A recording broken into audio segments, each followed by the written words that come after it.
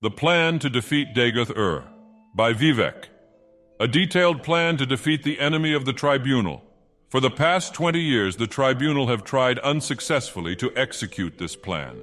However, we failed because we were required to stage an assault and simultaneously maintain the Ghostfence to prevent the threatened large-scale breakout of Dagoth Ur's blighted hosts. With the Nerevarine leading the assault, and the Tribunal free to devote their full energies to maintaining the Ghostfence, this plan has a greater chance of success. Unfortunately, however, the loss of the artifact Sunder and Keening and the recent increase in Dagoth Ur's strength poses new problems for the execution of the plan. Therefore, our proposed plan has the following 5 phases: a series of aggressive raids to scout inside the Ghostfence, a series of aggressive raids to neutralize Dagoth Ur's ash vampire kin and recover artifacts from the bodies of his kin, an assault of Gate Citadel Veminal to neutralize Dagoth Vemin and recover the artifact hammer Sunder, an assault of Gate Citadel Odrosal to neutralize Dagoth Odros and recover the artifact blade Keening, an assault of Citadel Dagoth with the artifacts Wraithguard, Sunder and Keening to sever Dagoth Ur's connection to the heart of Lorkhan and thus to destroy Dagoth Ur. Phase 1. Raids inside the Ghostfence. The Tribunal, Ordinators, and Buoyant Armigers are familiar with the terrain and will provide maps and current intelligence reports. The region inside the Ghostfence is dangerous, and the Nerevarine will need to be familiar with its particular challenges. After measuring skills and resources against Dagoth Ur's defenses, the Nerevarine will know better how to pace a campaign, alternating raids with improving skills, getting better equipment, and stockpiling resources. Phase 2. Raids upon Ash Vampire Citadels. Dagoth Ur's kin have become markedly more powerful in recent decades after remaining stable for thousands of years. If they can be individually isolated and destroyed, they will not be able to support Dagoth Ur in later stages of the war. It may also be that the dramatic increase in their power comes from items enchanted by Dagoth Ur. Salvage of such items might contribute to our resources. Phase 3. Assault on Gate Citadel Veminal. Essential to recover the artifact hammer Sunder for Phase 5. The Ash Vampire Dagoth Vemin has possession of Sunder and probably seeks to discover the secrets of its enchantments.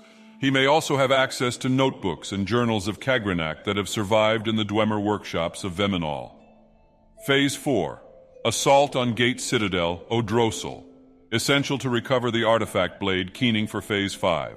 The Ash Vampire Dagoth Odros has possession of Keening, and probably seeks to discover the secrets of its enchantments. He may also have access to notebooks and journals of Kagrenak that have survived in the Dwemer workshops of Odrosal. Phase 5. Assault on Citadel Dagoth. All the previous stages are preparations for this stage. Recent expeditions show that Citadel Dagoth has undergone extensive expansion. The location will need to be explored carefully. The known route to the heart chamber will be well defended. Alternative routes may exist. Dagoth Ur will have anticipated our plan to destroy him by attacking the heart, and he will almost certainly personally oppose approach to the heart chamber. Together, the Tribunal could not defeat him, and he has grown stronger since then.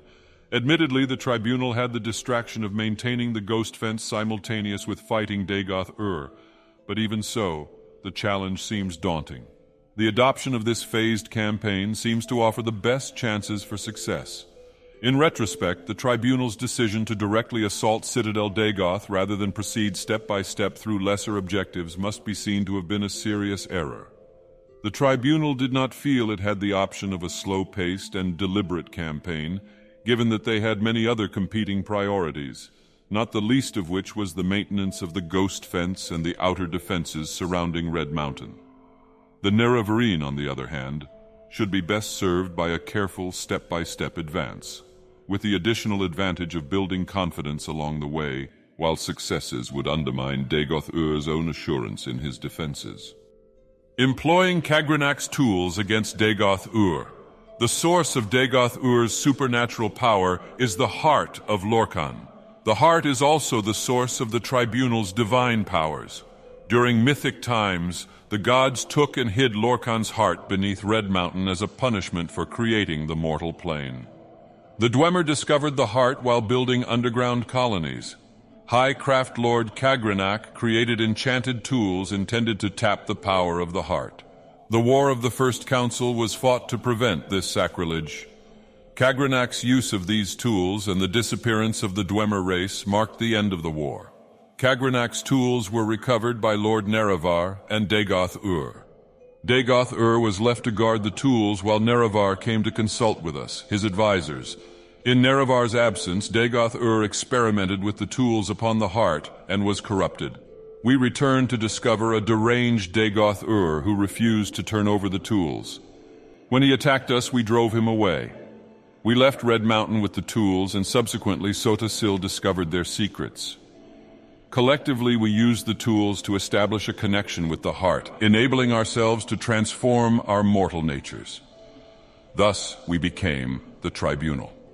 Dagoth Ur had survived our attacks, and without the tools, in a manner not well understood, Dagoth Ur also managed to establish a connection with the heart, and to transform himself into an immortal being. Our plan to destroy Dagoth Ur also runs the risk of destroying the Tribunal. The plan is to permanently disrupt Kagrenak's enchantments upon the heart, severing connections with Dagoth Ur and ourselves, and rendering us all once again mortal. A mortal Kagrenak may then be destroyed by mundane means. The loss of godhood and the possible death of the Tribunal are judged a necessary risk and sacrifice.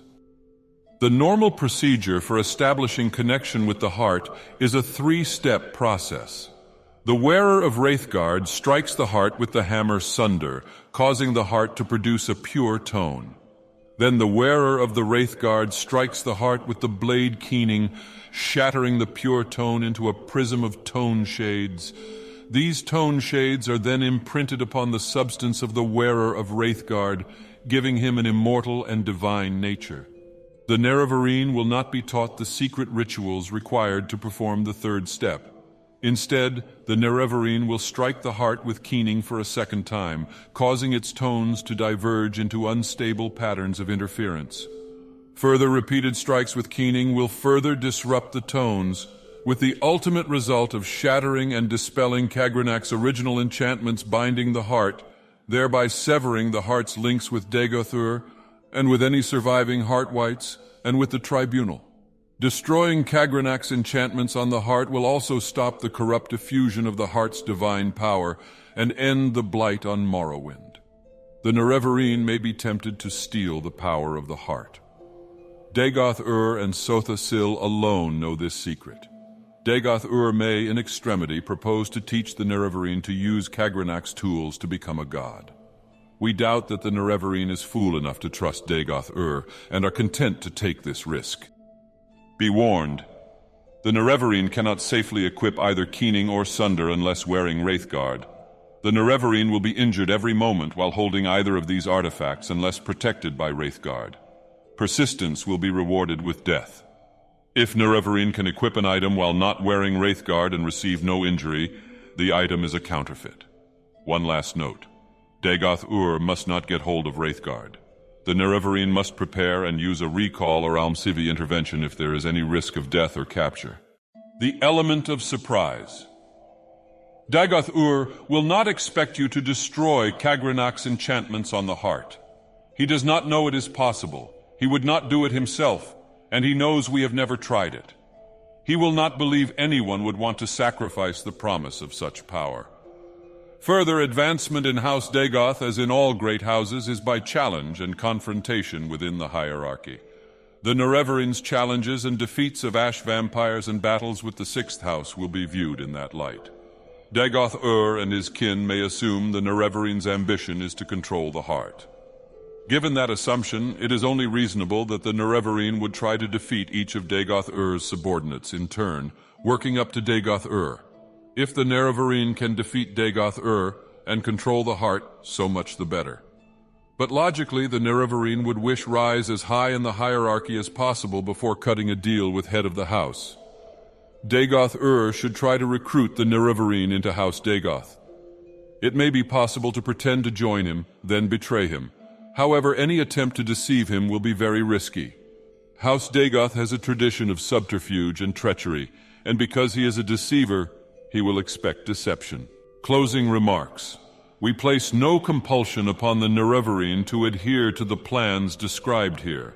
We believe that they offer the best chance of destroying Dagoth Ur, but we have also chosen to place our trust in the Nerevarine's judgment and skill.